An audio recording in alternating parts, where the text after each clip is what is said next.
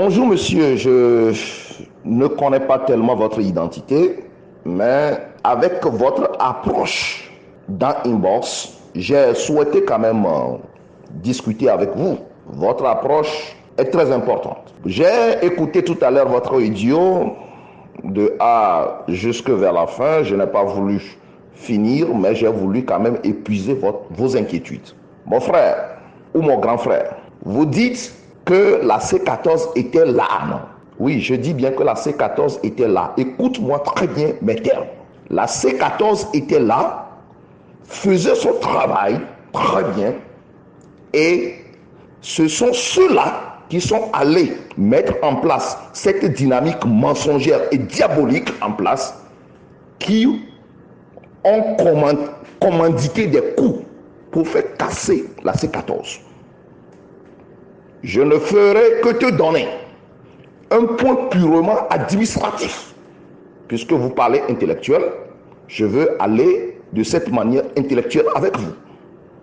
Le fait simple qu'un leader sort de cette dynamique pour venir publiquement parler de cette affaire de l'argent collectif, je parle de l'argent collectif reçu pour aider la C14 à évoluer, l'argent reçu qui n'est pas allé dans la poche de qui que ce soit et géré d'une manière collectivement, tout le monde sur le terrain pour pouvoir supporter le peuple, c'est déjà un faux pas administratif et un faux pas qui peut être qualifié de malhonnête. Et je parle sur le plan administratif. Aussi, c'est purement nauséabond. Vous comprenez le terme administratif, vous allez bien saisir mes mots.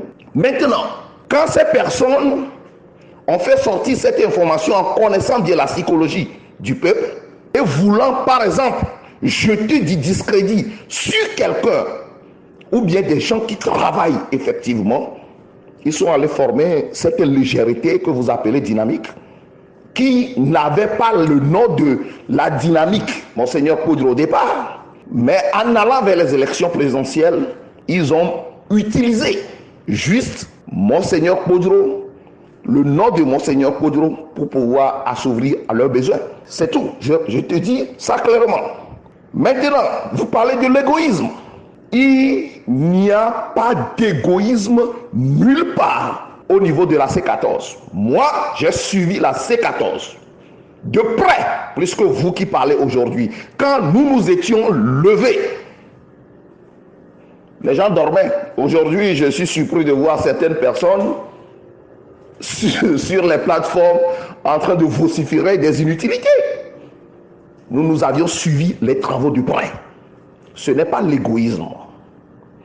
C'est que le mal du Togo actuel, c'est que chaque leader prétend substituer le dictateur fort, c'est-à-dire la famille Gnassingbé. Les gens pensent que nous sommes vers la fin du régime dictatorial et tout le monde se bouscule à la porte pour pouvoir être le premier président. C'est le problème. Moi, je vais être toujours franc avec vous et véridique. Il n'y a aucun égoïsme quelque part. Il n'y avait aucune intention de nuire à la lutte. Seuls les malhonnêtes, que peut-être la lumière fera voir demain, peuvent dire ça aujourd'hui. Et je suis ferme, puisque nous avions appris les mêmes choses et nous développons les mêmes arguments. Vous voulez parler de Tikpi. Pourquoi les autres ne l'ont pas soutenu? Vous ne me direz pas aujourd'hui que l'idée de Tikpi n'a pas été soutenue. Moi, je peux vous dire que quand Tikpi était arrivé, à la surprise de tout le monde, et que le message a été bien entendu, c'est nous qui avions supplié. À ce moment, je vais vous le dire si vous ne le savez pas aujourd'hui. Jean-Pierre Fabre était en route vers les États-Unis en passant par la France. Nous avions multiplié des contacts rapides pour pouvoir lui demander de revenir. Parce qu'il est temps de renvoyer Fort Gnassingbé. Manu militari, quand vous parlez, il faut parler devant Dieu et la conscience. Manu militari, les conseillers de Jean-Pierre Fabre l'ont convaincu à revenir. Et il est revenu. Il a écourté son séjour en allant vers les États-Unis pour une sensibilisation générale afin de trouver des moyens à la lutte. Il est revenu en provenance de la France. Et c'est en ce moment que le pic a été fait. Quand les gens disent que Jean-Pierre Fabre n'a pas soutenu Tipi, c'est faux. Moi, je suis vivant et Tipi m'écoute. C'est faux. Plus tard, dans les travaux, au niveau de la C14, les idées deviennent divergentes. Les gens pensent que si nous allons avec l'élan populaire, sans avoir une équipe de prise de pouvoir, nous pouvons prendre le pouvoir.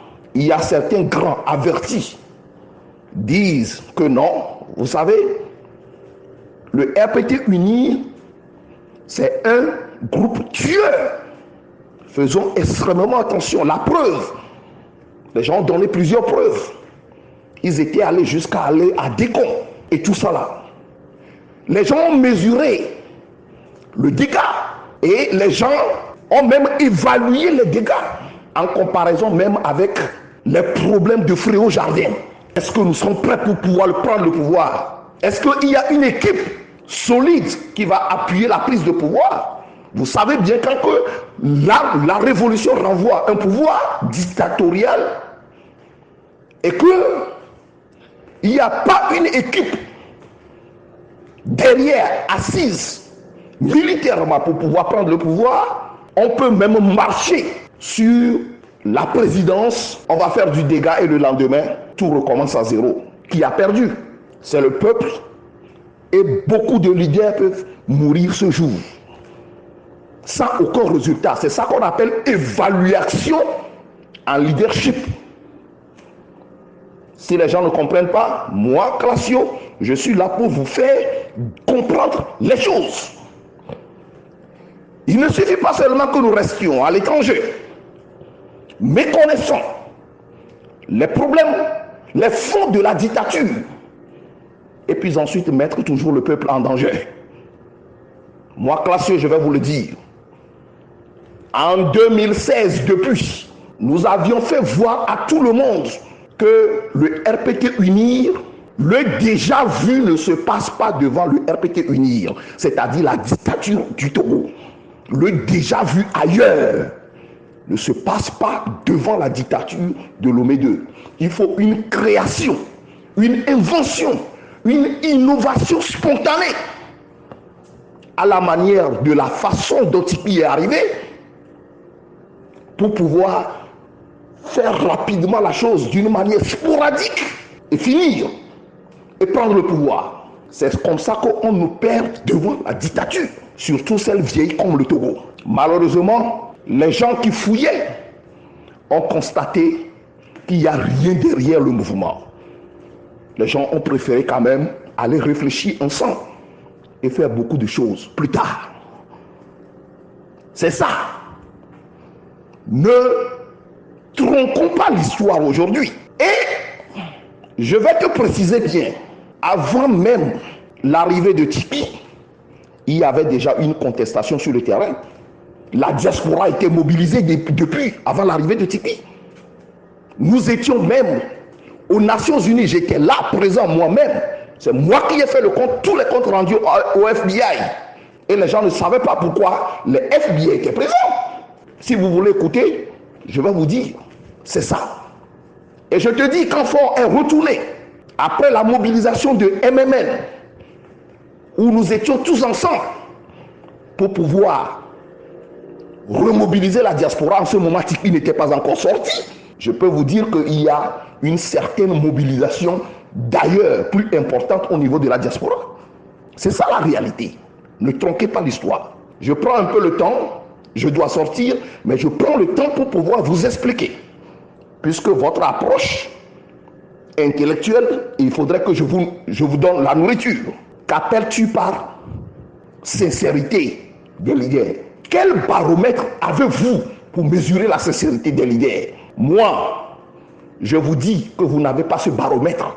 Et je vous ai déjà dit beaucoup plus tard que le problème du Togo, même le gars que vous suivez aujourd'hui, Agbéomé, qui vous a menti tout dernièrement, il a confirmé cela à moi, Classio. Le problème est que chaque leader veut devenir président au même moment. C'est ça, Agbéomé est vivant. C'est ça le problème. Et quand cela est le problème, on adopte des stratégies de lutte contre le système. Et à l'intérieur du système dans lequel nous sommes, il faut des règles administratives pour la conduite et non la diabolisation, le mensonge, l'illusion à vendre au peuple pour pouvoir croire qu'on peut balancer un ou deux leaders dans une poubelle et puis ensuite prendre l'espace. Vous vous trompez. J'ai encore un âge et plusieurs personnes m'appellent ici. Comme vous aussi, vous venez de rentrer dans mon classe, nous te soutenons. Et je suis persuadé que les gens qui m'appellent et les gens qui nous soutiennent dans notre vision clairvoyante, perspicace, patriotique, qui n'est autre que l'unicité d'action, sont plus lourds que ces ouïa-ouïa. Je te le dis aujourd'hui. Et nous sommes fermes sur ce chemin. Personne ne va faire le contraire. Seule l'unicité d'action peut faire du mal à cette dictature. Et je peux aller même très loin pour te le dire. C'est le travail sur le terrain qui renverse la dictature. Le reste, c'est le déclic qui vient de l'extérieur pour pouvoir créer du désordre et le chemin avec une équipe de prise de pouvoir pour pouvoir capter le pouvoir des mains des dictateurs. Les gens qui ne le connaissent pas, je leur dis. Et c'est ça que nous avions cru. Certaines personnes ont cru. Nous avions dit que c'est faux. Agbéomé ne peut pas le faire. Parce que je connais bien Agbéomé. Moi, je peux vous dire que je connais bien Agbéomé. C'est ça la réalité. Vous dire pourquoi ils ne se sont pas opposés quand Tikpi est parti. Je peux vous dire que Tikpi s'est sauvé de la tuerie de la dictature. Je peux vous dire que dans les démarches au niveau du dialogue, les leaders ont mis le retour de Tikpi dans la balance. Ils sont encore vivants. Mais vous savez, dans un dialogue, il y a des règles. Je vous parle intellectuellement. Ok?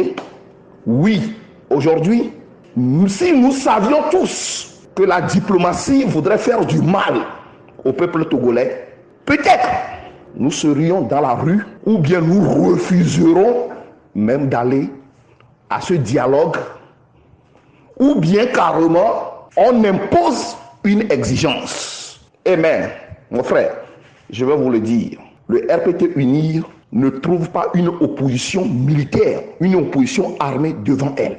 C'est-à-dire, je dis, la bande RPT UNIR ne trouve pas une opposition devant elle.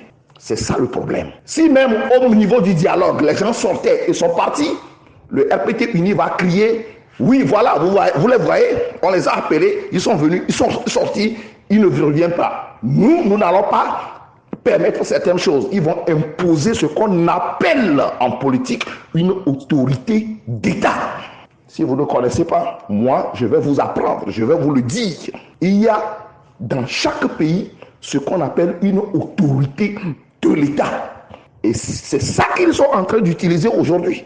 Et c'est pourquoi nous disons aux gens que ce ne sont pas les leaders qui trahissent la lutte. Ce n'est pas parce qu'ils sont allés vendre la lutte quelque part. Ce n'est pas parce qu'ils sont allés prendre de l'argent pour saboter quelqu'un. Ce sont des idées analphabètes de tout citoyen qui va faire prôner cette idée. C'est haineux, c'est nuisible et ça n'a pas de futur. Parce que nous vivons dans un monde aujourd'hui réel où on parle des preuves. C'est ça la réalité. Mon frère, je voudrais répondre à tes inquiétudes. Quand vous dites que les leaders n'étaient pas, ou bien n'ont pas réagi, vous mentiez. Vous mentiez et vous mentez encore. Je répète, je signe, je persiste dans ma signature que la manière, cette allure de la dynamique avec ces ouïa-ouïa qui parlent et de porte-parole s'apparente comme une dynamique mensongère. Et avec au centre les propos de Monseigneur Podio, mon père, que je trouve d'ailleurs innocent, à cause de son âge, il est sous la pesante gérontologique. Il est manipulé. Et il veut ce qu'on appelle en gérontologie la satisfaction. C'est ça. C'est cette manipulation qui a faussé les données. Et il faut recorriger rapidement les choses. Et nous sommes fermes. Nous n'allons pas soutenir cette dynamique tant que les pas ne sont pas faits. Tant que la sincérité dont vous parlez n'est pas au centre pour présenter des excuses ou bien améliorer les relations pour que nous puissions évoluer ensemble comme des patriotes, des compatriotes qui cherchent la fin de la dictature et ses manifestations au Togo. Je ne suivrai pas. Je ne conseillerai personne à suivre. Et les gens me comprennent. Ok? Même si ça peut être dans l'histoire, la tentative sous le jeune leadership de Classio Kutoglo, oui, nous sommes prêts aujourd'hui à écrire ce livre pour demain. Je vous le dis, mon frère, c'est ça la réalité. Et nous avons la conviction, la certitude que ça, sans cela, la dictature de Faure Gnassingbé fera encore 10 ans au pouvoir. Mais si nous nous ressaisissons et nous replaçons le ballon au centre et nous respectons tout le monde, je pense bien qu'on peut encore faire du mal au RPT UNIR tout en se basant sur certaines erreurs dans nos démarches passées. Le futur se construit sur le passé en tenant compte du présent. C'est pourquoi nous crions et nous clamons que notre lutte est contre un système et personne ne viendra nous vendre un individu qui n'a pas pu faire les travaux en amont en rassurant l'autre système et qui échoue lamentablement devant nous tous, et que moi, Classio, que Dieu a protégé avec le cerveau, l'huile intarissable, comme fils de la lumière, à suivre bêtement dans cette logique en disant que je persiste avec l'émotion, la sensation, l'illusion. Non, ça ne se fait pas comme ça, mon frère. Je vous remercie et ce dimanche, le 17, vous allez retenir que Classio a répondu à toutes vos inquiétudes. Et on continue. Ça fait plus de 20 minutes. Merci. Merci. Merci.